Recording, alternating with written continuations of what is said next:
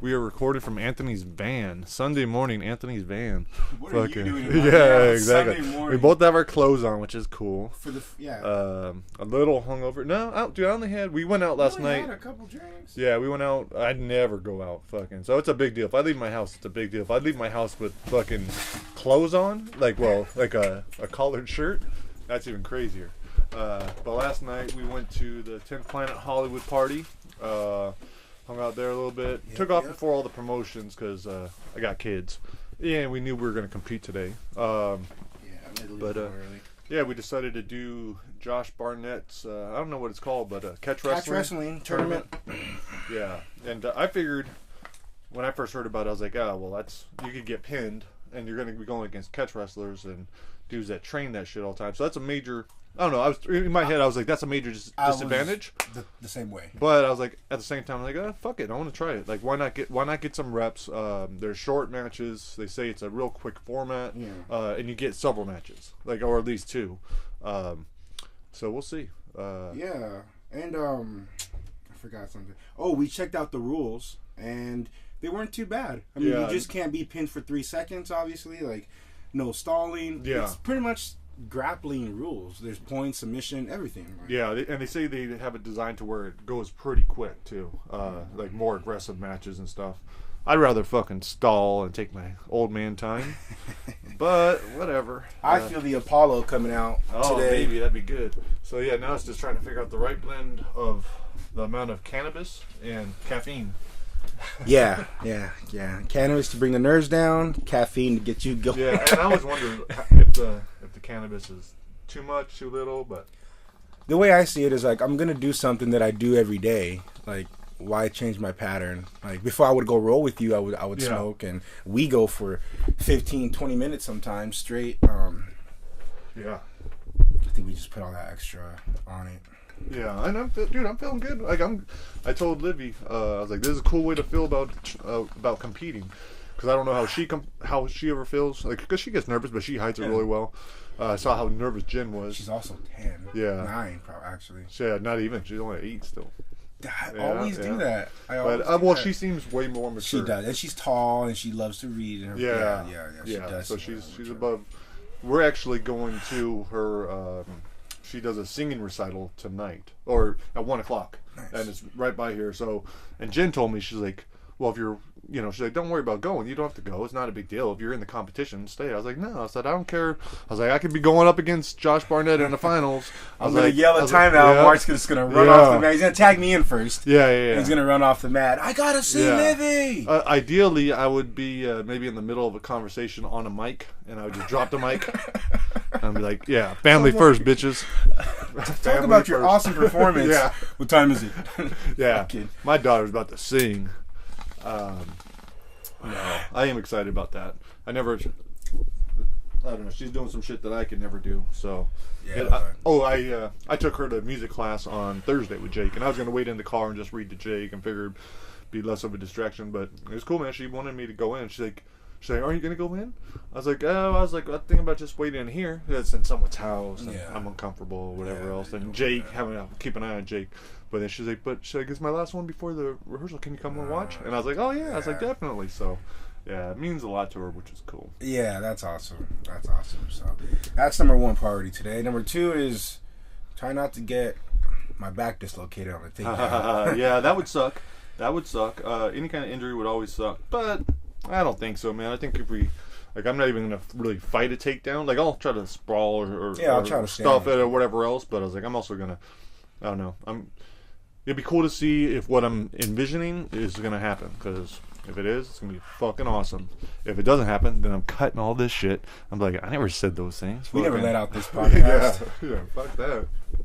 No, I try not to envision a game plan. Because then I feel like once things aren't going my way, I get all, oh shit. Yeah. So I'm just trying to, I guess I throw out ideas. Like, I know I want to use lockdown. I gotta stay on my shoulder though, but I want to use our lockdown technique and do all that. I think you're gonna look for.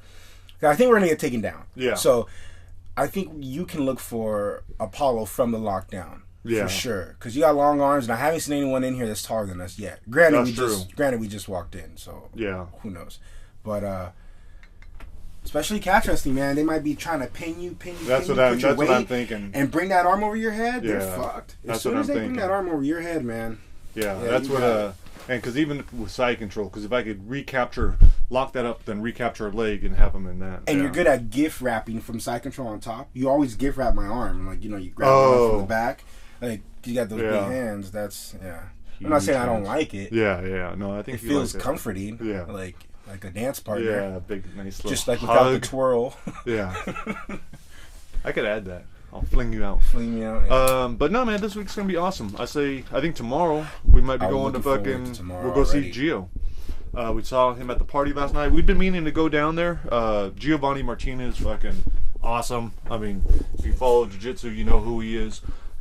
Just beat Eddie Cummings for the EBI 10 lightweight championship, so that was awesome.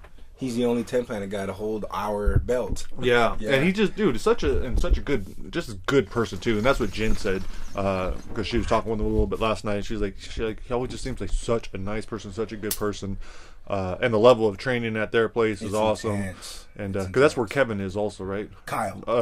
Burbage is. Kevin Burbage, the black. He just got his black belt. Yeah. Yeah. Is he also Oceanside? He's Ocean. Oh no, he's Sandy. I think actually because he was at the new Geo one spot, so he's Oceanside. Okay. Yeah, but they always go back and forth. Yeah. And then Kyle Beam. Hope I'm not getting his name. Oh yeah. My big black brother who just competed in EBI. He's down there. They got Ricky Lou. Man, Ricky after that EBI competition, really? He just.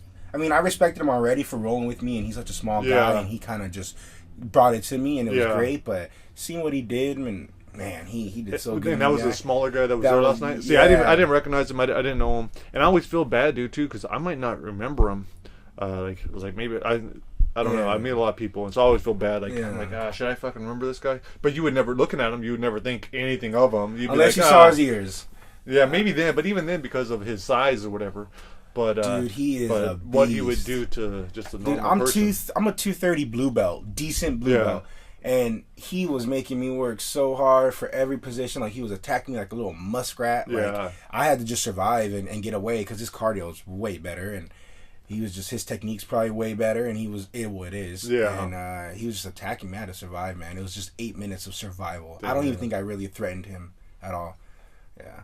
Those guys down there aren't playing around. So maybe we do that Monday. And then Tuesday I'm going to go float. Well, I'm meeting a horror writer. She's helping me out with some stuff, like with some mentoring, with marketing, and different things like that. And so we're going to do that. But then she was also going through some really tough times. Like, we were supposed to do this a month ago, but then, like, her mom died, and her daughter was in a wheelchair for a week, and then her husband decided to divorce her after, like, however many years. Wait, hold on, man. So, wait. Her mom passes, the daughter gets injured, and the husband's like, this is the time? Or maybe he did it first. I don't know. Like, all those things happened in 1 month. And so I sent her a link, and I felt a little weird doing it, but I sent her a link because we're going to meet at Pasadena, and I was going to go up there to float. Yeah. And I just bought, like, 5 gift cards, like a gift card, so it was a lot cheaper. Yeah. So I just sent her a link. I'm like, hey, I was like, check this out. I said it's a cool therapy, and maybe you want to do it after our meeting. And I said, if you do, I'll treat you to it. And she said, yeah. So we're going to meet her office, talk, and then go float. And then we're blowing her mind on Chonga so she could feel better. Yeah, and I told Jen afterwards, I'm like, hey, I was like, oh, this doesn't sound fucking weird, but I was like, I just invited another woman to go float with me on Tuesday. But she was cool with it. I mean, it's not like it's the same pond. Yeah, exactly. It's a different fucking room. No, we're going to the same one. All together. No, I thought we were supposed to hold hands. But it wasn't awkward. You know, I was like, we went to the float one last time, and never mind. Are you supposed to be nude? You're not supposed to be nude. Yeah. And it was just, I had a crazy thought. I'm like, yeah, me, my good buddy Mark, and my girlfriend are all nude, lined up in the same room. I was like, what is happening? You're like, fantasies do come true. So yeah, man, I think I'm good. I think this podcast should be like, we might go compete, lose, come back, and talk about it real quick. Fuck that, I'm not losing. Why you gotta put that negative shit in my head? I'm dominating. I see, that's just me. That's just me being like, no, I'm not worried about it. Well, yeah, and that's what me being overconfident. Like, I'm pretending to be overconfident. Yeah. That's my new persona for competing. Okay. But I'm like, it's like I'm feeling it. Fucking. Okay. I was like, let's do it. That's your new persona. Yeah, I was like, I don't give a fuck. I was like, I'm 44. Like, even. Well, for sure. Because this old man, like there's a lot of kids here. Yeah. And one of the dads was he looked over at us and he's like, oh, you guys are competing with adults? I was like, yep, we're gonna try it. Yep. And he's probably the same age as me. So I was like, you know what? I was like, maybe he'll show some older dudes that they can go have fun without, like, I shouldn't get hurt. I'm not gonna jinx myself. But yeah, we'll see how it goes. All right, we'll catch you guys later. Maybe. So yeah, that sucked. We just got done competing. Sort of. I almost want to say it's not competing because we play like shit. No, we all got pinned. There were 3 of us from 10th Planet, and all 3 of us got pinned twice. Yeah, but you know what? I think except for my shitty match, my last one, like it was all pretty decent. Like there was some good stuff, but I think we realized our cardio sucks, and that's what killed it for me. That's what I was disappointed in. I'm with you, brother. My cardio, not even there. So, and like at the end, you mentioned, like you said, your cardio was so bad that you kind of gave up at the end. I did. He was there with me through all the scrambles. I thought he had pinned me a couple times, but he had it, and then finally, when he got a little closer, I felt like he broke me, and I let the pin happen. Yeah. So there's a little mental break there, but it's good. It shows me that we might look the way we look, but cardio is king. Yeah, sure. Yeah. No, both of the guys that I lost to, like if I was going just by, well, one guy was 100 pounds heavier, but I would have said I would have given myself the advantage. Yeah. But you know what? And that's good. And that's why it was good to compete, good to test ourselves. Not an easy thing to do. But we did it and had fun. A little intimidating thing into our catch wrestlers, but yeah, everyone was fun and cool and easy. So yeah. No, met some cool people, and the timing worked out perfect because now I get to go listen to my daughter sing. So now I get to go take a nap. Yeah, that's what I want to do.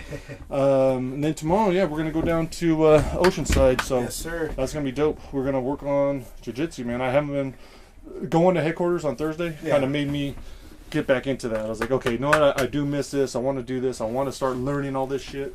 And then if we start picking up our cardio on top of that. Yeah, we're going to start taking the spin class for cardio. Yeah. No, here's my finger. Sit on it. And spin. I've done the spin class before. It's all. No, he's man, no, but all in all, dude, I like I said, thanks for making me come. It's good to get out here and get some competition and know where we're at right now, and not just have some illusion of where we're at. Yeah. No, I'd much rather be like, oh, I'm not that fucking good, than be thinking, oh yeah, I'm pretty fucking good. Yeah. So that's it's a good thing. It's humbling, part of the deal. But yeah. All right, awesome. Well, we'll wrap this one up because I gotta go. You gotta rest, and shit. So I think there's only one last short story that we haven't played on the podcast right now because we're like episode 45. Wow. There's going to be some more shit coming out soon. I think before Brightside, Mandy, that short story, I think is out on Audible. To that one. Yeah, I think we should get the Audible version coming up any day. They're just approving it. This is Twisted Reunion. You can pick that up on Audible for $1.99 if you pick up the ebook for 99 cents. So, dude, I think normally it's $20. So that's not a bad fucking steal. But yeah, this is Group Session, narrated by T. Quillen. Hope you guys enjoy it. We will talk to you soon. Bye. Later. Group Session. You sure you don't want me to stay, Dr. Hammond? I really don't mind. My mom can watch the kids till 8. Larry stopped rummaging through the filing cabinet just long enough to make eye contact with his overly sensitive blonde receptionist. I appreciate that, Lisa, but Wagner refuses to come in if anyone else is in the building. You know how some people feel about us. So they'd rather live an unhealthy life instead of risking embarrassment? He was tempted to say something mean and condescending, but ruled against it. Barton and Richter, the doctors he shared the practice with and who were both already on their way home, wouldn't like him abusing their precious little beauty. Larry had been pulling for a brunette, who actually had real experience. But Barton said that wasn't necessary in this line of work. Barton had the nerve to suggest that maybe after Larry had a few more years under his belt, he'd understand. So instead of saying something Lisa would take the wrong way, Larry resumed his search through the cabinet and said, "At least this guy's coming. For every one of him, there must be 100 others that couldn't be dragged in here by wild horses. I hadn't thought about it like that. It just seems like such an inconvenience for you. Wouldn't you rather go home on time and have dinner with your wife? Larry pulled out a folder and set it on top of the other two resting on the cabinet. Not knowing why he was telling her of all people, he said, Actually, that's the last thing I want. We're separating. There was that predictable look of surprise, accompanied by the gasping of air and her trademark, Oh, I'm so sorry, I didn't know. Before he could utter another word, Larry looked at the clock in the deserted waiting room. It's 5:30 and they'll be here any minute. You really should get going before they show up. She gathered her belongings. I thought it was just Wagner. I talked him and 2 others into doing a group session. Should be interesting. Do I know the other 2? Maybe, but you really need to hurry. Lisa looked hurt, but Larry didn't care. He'd be able to make a name for himself if tonight's session was a success. There would be papers, talk shows, maybe even a book. If some pretty girl's feelings got hurt along the way, then so be it. Larry's first client entered the office just moments after Lisa slipped out the back door. How are you doing, Mr. Petrowski? Larry held the inner office door open for the little man. Come on back. Frank Petrowski, a 48-year-old who looked closer to 60 thanks to his face, which resembled a piece of rawhide that had seen too many seasons, made his way past Larry and headed for the room. Although this was his 5th session with Frank, it was difficult holding back a smile. Standing 4'11", it was hard to take the man seriously. Larry told Frank to make himself comfortable, wasn't surprised to see him sit in the corner chair, avoiding the couch that would make him appear even smaller. When he heard the front door close, Larry excused himself to greet the so-called Honorable Alexander Steele. Always business, Steele brushed by him and said, I hope they're here. I've got things to do. I'm sure you do. Larry followed the bald, pot-bellied judge into the room, anxious to see how he would react to someone in his chair. Obviously perturbed, Steele grunted at Frank and huffed his way over to the couch. Just one more, gentlemen. He should be here shortly, Larry said before heading back to the receptionist's counter to gather their folders. The next few minutes were torturously slow. It wasn't quite 6 yet, but Wagner usually showed up early, as long as he was convinced the building was empty. Hopefully, the thought of talking to others hadn't scared him off. Without him, the session would be a bust. 3 people composed a small group. Only 2 created an awkwardly confrontational setting, especially the 2 in the room now. And it wasn't the number of people present that necessitated Wagner's presence. There was something about the man that set him apart from the other patients. He was dealing with the same issues as Steele and Petrowski, but he was more willing to accept responsibility for his actions. Without him, there would be no group, no published paper, no TV show. Just as Larry was about to lose hope, the front door swung open. Evening, Mr. Wagner. I was afraid you wouldn't come. The muscular 30-year-old looked around the empty waiting room and peeked into the receptionist's area. Everybody gone? Yep, just me and the other 2 men I told you about.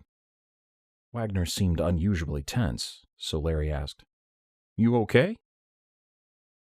Wagner said he was fine, but Larry didn't buy it. He locked the front door, hoping to take away some of the man's anxiety. You mind if we take care of the payment up front? Wagner pulled a wad of bills from his pocket. I got some stuff to handle after this. Larry waved away Wagner's money. This one's on the house. I expect the session to be very productive, but until we've tried it out once or twice, I wouldn't feel comfortable charging for it.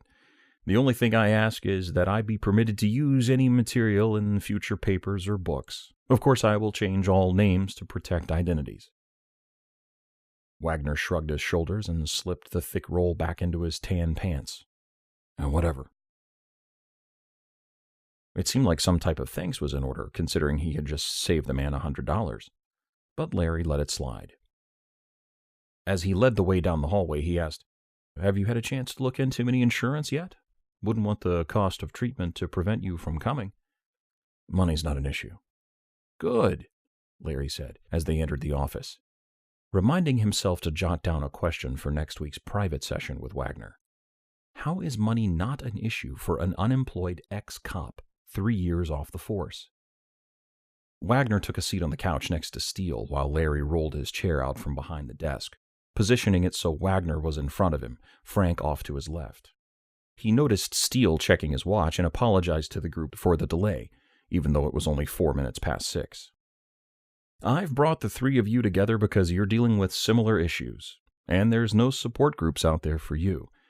I'm trained, just as most psychologists and therapists are, to give you insight into some of your problems. But this is a subject that the medical community has not studied sufficiently. That's why it might be helpful to talk with peers who were going through the same thing. Larry hoped the others hadn't noticed the judge rolling his eyes behind his glasses at the mention of peers. This is going to be a very informal discussion where each of you will get the chance to tell the group about yourself and ask questions of each other. I'll facilitate as needed, but this will be your time. Why don't we start with your names? With everyone acting as if they were at a 7th grade dance, Larry pointed at Frank and said, "How about we start over here?" Frank shot him an unpleasant glance, but predictably obeyed orders. "I'm Officer Petrowski." Larry followed Wagner's eyes to Petrowski's waist, where they were probably searching for a badge or a gun that verified the diminutive man's claim. Frank seemed to sense the doubt and clarified, "CO over at Sussex 1 State Prison in Waverly." "I think this might be smoother if we're less formal," Larry told him. "Well, then I guess you guys can call me Frank. I'm used to using last names. I don't think I could name 3 coworkers by their first names." "Well, I know the feeling," Wagner chipped in, his earlier tension visibly reduced. "I was a cop in Richmond for 4 years. Name's Charles Wagner. Charlie's fine." "Thanks, Charlie." Larry turned to the oldest in the group. "And last but not least..." "Judge Steele." Before Larry could ask for his first name, the judge grudgingly said, "Alexander. Not Alex, but Alexander." "So, we've got Frank, Charlie, and Alexander. Please call me Larry. Now, what do you say we get started?" Larry took the group's silence as a green light. Everyone here has been having a difficult time dealing with their role in death. That said, let's get into specifics. Tell us why you're here, why you've sought treatment. Alexander, will you please start? "I came because my wife said I should." Larry realized the man wasn't going to say anything more if not prompted. "And why did she suggest you come in?" Alexander glared at Larry. "We've been over this." "But not with them. You don't have to go into detail, just an overview." Alexander thought about it for a second. "Well, I'm a judge. I've condemned people to die. Sometimes it bothers me," he mumbled. It was a start. Larry nodded his head and motioned for Charlie to go next. "Well, I've been forced to take lives more than once, but the guilt I feel about one in particular has been a little bit too much, I suppose." "Good, we'll go into that death later." Larry jotted a note on Charlie's folder. "Frank, your turn." "Like I said before, I'm a CO over at Sussex 1. I'm on the execution squad. Sometimes it's too much, like Charlie said." Speaking to no one in particular, Larry said, "Just so you all know, each of you has confided in me the amount of stress these deaths have caused you. I ask that no one diminishes their experiences now that the others are present. Be assured you are all men and have dealt with your positions and responsibilities remarkably well. You have some of society's most demanding jobs, and you are forced to deal with psychological and moral issues. Feeling guilty or ashamed of things you've done is natural. Not being affected would lead me to believe there was something wrong. Tonight, you need to give these feelings voice. No one will laugh or think less of you. This is a healing process, and with that, comes pain. Welcome it. Don't avoid it. Larry gave his speech a moment to set in before asking, Frank, can you tell us more about your problem? Like what? Larry checked his watch. At this rate, they'd be here till daybreak. Well, why don't you start by telling us about your job? What exactly do you do on this team? Well, I'm on strap down. The duties are a little different depending upon whether we're burning or sticking. What's that? Larry asked. Strap down? No, the burning or sticking. Electric chair or lethal injection. They get a choice. How nice, Charlie said. That's one hell of a decision to make. At least they only got to make it once, Frank said. But anyway, like I was saying, I'm on strap down, so I walk the guy in and strap him down to the table or chair and watch. Kind of like in the Green Mile or that one with the colored girl and that retarded guy from Sling Blade. Hoping to avoid any racial discussions, Larry said, Monsters Ball. Well, that doesn't sound like it. Something else. This one had that girl, the one that's not so bad looking for, being dark and all. Halle Berry, yes, Monsters Ball, trust me. Even though the discussion had gotten sidetracked, Charlie seemed intrigued. You stay until the guy's dead? Frank nodded. Even after? We get the pleasure of unstrapping him and rolling him out. The judge surprised them all by speaking. How long have you been doing this? I've been the CO for 29 years, on the execution squad for 28 of them. Alexander asked, Did you volunteer for this position? Well, the warden handpicks the team. Of course, you can withdraw or decline any time. Larry saw where this was headed, but the judge had already started his question. So why do it? If you ask me, you only have yourself to blame. If putting murderers to death bothers you so much, then maybe you need a new line of work. Frank was defending himself before Larry could come to his aid. I can handle it. I do handle it. But it's hard. I've helped kill 51 people in the last 6 years, and I've got another 35 waiting their turn after getting condemned in court. So now it's my fault? Well, someone's sending these guys to me. I don't go out there and find them on the street. Alexander shook his head. Judges don't sentence people to death. I understand that, Frank said. But I also understand that a judge has a great deal of influence over the jury. We're second in the nation, only behind Texas. They'll kill you over there for jaywalking. Frank cracked his knuckles. So if you're such a fair and just judge, then why are you here? You said you've condemned people to die. Only in a manner of speaking. Larry held up his hand to halt the discussion. We're not here to pass judgment on one another. We're not here to attack. We're here to listen.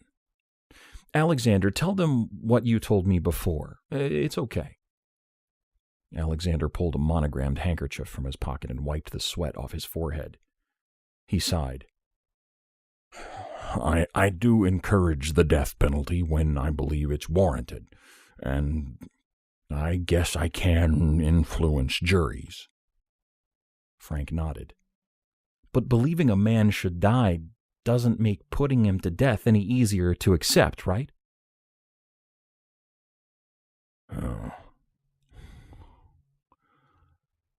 I can't sleep some nights. I wonder if I've made the right decision. If I should be playing God.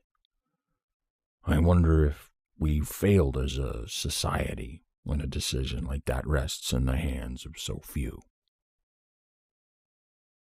After a small lull, Larry stepped in. So, Charlie, why don't you tell them some of the things that you're going through? You don't have to give specifics. Focus on your feelings, how it's affected you. Charlie cleared his throat. Sometimes I have difficulty sleeping, too. Almost every night since my revelation. Charlie rubbed his thighs and began to rock. It's not because of the lives I've taken, though. This was just a one-time thing. But once was more than enough. I helped kill a man that didn't deserve to die. When was this? Frank asked. Over 10 years ago. I was only 19. Frank said, You have to be 21 to be a cop. I wasn't a cop yet. Larry reminded Charlie that doctor-patient privileges only went so far, but this guy had been a cop and knew that. Alexander asked the question. You murdered a man? Charlie's rocking became more pronounced. I might as well have. It's okay, Charlie. Try to relax, Larry said. I was called for jury duty. First time I'd even heard of a jury. Anyway, I got selected for the trial of Gregory Watkins, Murder 1. I remember him, Frank said. Colored guy. He got stuck a few years ago. For a while it seemed like he'd never leave the row. Alexander said, Gregory Watkins. If I remember correctly, that psycho killed over 20 people, all women and children. He wrote on them, too. Carved messages on their backs. Judge Hall ruled on that one. Hall? He's a friend of yours? Charlie asked. Well, more like an acquaintance, but we get along. If you ever see him again, you can thank him for screwing up my life. What are you talking about, son? First off, I'm not your son or anyone else's. Charlie's hands had become fists. Oh, it's just a manner of speech, Alexander said, his hard edge softened by Charlie's aggressive attitude. What Frank was saying about a judge's influence, let's just say that Hall practically forced us to give him the death penalty. Well, I doubt that. You weren't there. Larry jumped in and asked, You don't think he deserved the death penalty? Absolutely not, Charlie said. Well, then how was the vote unanimous? Frank wondered. At the time, we all thought he was guilty. Back then, I was still a kid. I believed everything they showed us in court. Now I know better. Frank's furrowed brow showed he didn't understand. He killed those people. I talked to him about it. Said he had to. Wouldn't even say he was sorry when the needle went in. He was one unremorseful son of a bitch. Alexander said he'd read the same thing in the paper. This guy was guilty. You feel worse about condemning an admitted murderer than you do about shooting a criminal in the street? Charlie looked confused. I never once fired my weapon. Frank said, What about all those lives you said you had to take? Are you trying to tell us you actually beat people to death? Did you use your baton? You were kicked off the force for brutality, Alexander guessed. I quit. I never brutalized anyone on the job, never once, he said, outraged at the suggestion. So you were lying? Frank hoped. Charlie jumped to his feet. I don't lie, he yelled. You all lie. Society lies. My parents lied. I don't lie. Larry inched up from his chair. No one had ever acted like this in a therapy before. He was almost too scared to wish he had thought of videotaping the session. Easy, Charlie. Take it easy and have a seat. You sit down, Larry, now. Larry flinched and slid back down into his chair. This is my office. Not anymore, Larry. Stop saying my name like that. Charlie didn't sit down, but seemed to calm down a notch. It's about time you start being a professional. Why go by your first name? Are you supposed to be our goddamn friend? Frank stood. In his best I'm in charge voice, he said, That's enough. Now sit down and relax, or... Charlie glanced at him. Or what? Or you can leave. Yeah, there's 3 of us. You're threatening me?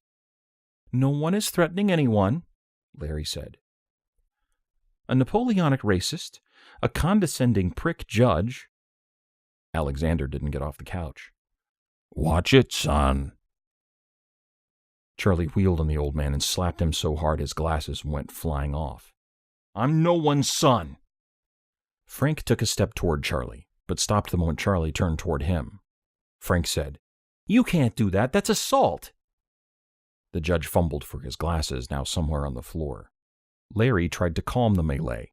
That's enough, everyone. Let's just calm down. Charlie wasn't having it. With one step, his chest was pressed against Frank's nose. I said, sit down. Now. Frank stood his ground, but couldn't control his trembling. Charlie took a small step back, lulled Larry into thinking his rage had subsided. Then he threw a devastating elbow down and across Frank's nose. The CO crumbled to the floor, curling up with both his hands to his bloody face. Larry scrambled to his desk, but Charlie yelled at him before he could pick up the phone. Charlie said, Don't do it, Larry. You don't want to do that. Larry turned, saw Charlie kneeling over Frank. Charlie had a switchblade. Charlie, you need to listen to me. Look what you are doing. Frank tried to rise up, but Charlie applied pressure to his neck. More blood leaked into the expanding pool. I didn't say you could get up. Larry said, He needs a doctor. You're a doctor, and you're not helping. And you're not a murderer. You're just upset. Let me call for help. No one's calling anyone, Larry. None of us deserves to be saved. He's bleeding, Charlie. Look at him. Yeah, the carpet will need to be replaced. Charlie saw Larry's hand. If you pick up that phone, there will be a price. What do you want, Charlie? What do you hope to... Alexander yelled at him. Don't try to reason with this sick bastard. A huge smile spread across Charlie's cheeks. He's right, you know. I'm not reasonable. The judge slid his butt toward the edge of the couch. We can fight him. Charlie laughed maniacally. He raised the blade, and Larry charged, lowered his shoulder, and tackled him off of Frank. The two rolled into the wall. Charlie's breath was warm against Larry's neck. Larry pulled himself off of Charlie and saw his eyes wild and filled with pain. Larry looked down, saw the knife, and shoved it into his patient's chest. Oh, God, Larry said, realizing what he'd done. Charlie's lungs were filling with blood. He leaned into the knife. Hey, Doc, Charlie gasped. Now you're one of us.